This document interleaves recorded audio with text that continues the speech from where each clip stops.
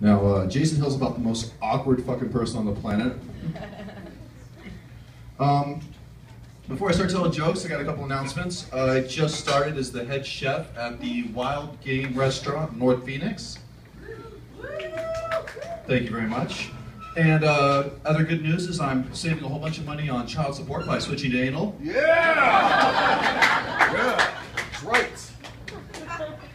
Fellas, don't you hate it when you have to give your girl like step-by-step instructions on what to do in bed? Like the other day I was sitting in bed with my girl and I told her, hey, could you get up and get out of here? I'm trying to fuck your sister. Now you can't make a lot of jokes that's like that because people start thinking you're a misogynist, start thinking you hate every woman, and that's unfair. I haven't met every woman yet. But, I love that. that's my girlfriend, by the way. If anyone thinks I'm an asshole, that's my girlfriend.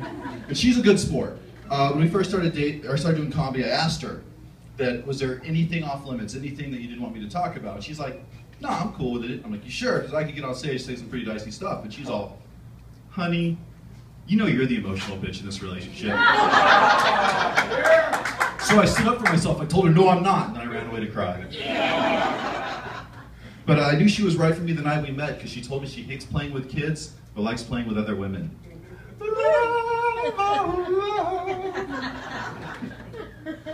But yeah, having a great relationship is actually a handicap in comedy. Don't have a lot to write about most of the time. But as you can see, she's beautiful, she's smart, she's fiercely independent, she doesn't need a man to do anything for her, she's bisexual, she'll get a woman to do it.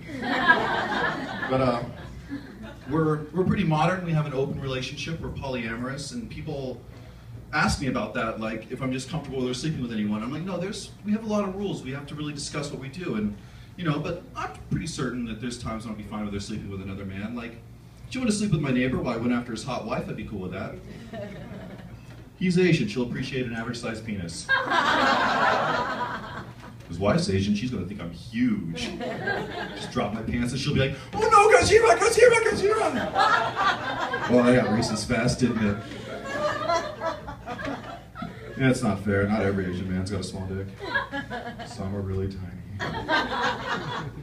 But now I'm an atheist, and my mom found out I was polyamorous, and she's Mormon. She got really shocked. She told me that's wrong, and I'm like, I know, Mom, but polyphilia is the proper term, but I didn't create that phrase, so just go by polyamorous.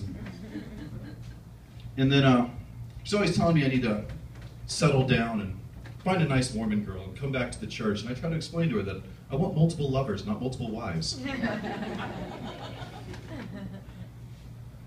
Like my cue cards over here? Where am I at?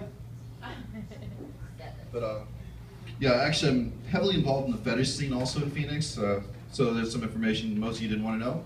But as an atheist, when I'm dating, it's really awkward because statistically most girls I meet are going to be Christian. And I like to be very honest with who I am, but the more blue stuff out there, just because you don't want to find stuff like that out too late in a relationship. And I was talking with one girl, and she was really into it. And the relationships, or the conversations kept getting hotter and hotter and hotter. And then she said, and Jesus has blessed me with his love. Girl, I don't think that's what he meant when he said, child, come unto me. I had another girl who I was explaining BDSM to, and she got really shocked. She's like, how do you do that with God watching? I don't know, I guess I like to show off.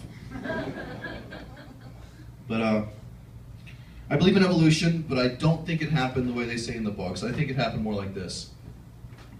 Fish is swimming around with a bunch of his boys. He comes around the bend, runs into a girl fish that he had a one-night stand with and never got back to.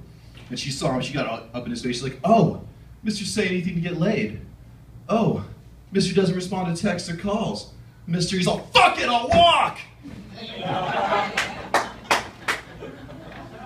Got a couple of quick one-liners and I'm out of here.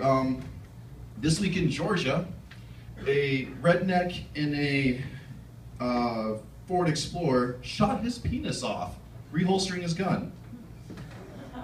Great, another hick with a small dick and a big truck. And then Rick Perry was in the news. He was talking about how his family has a disposition for alcoholism. Therefore, he doesn't drink. And he likened that to homosexuality. Did he just come out?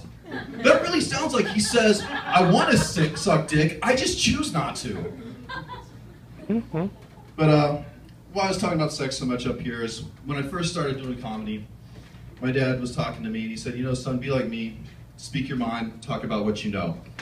But none of you guys give a shit about D&D and X-Men, so like my mom, I just fake it. Thank you, I was Jay.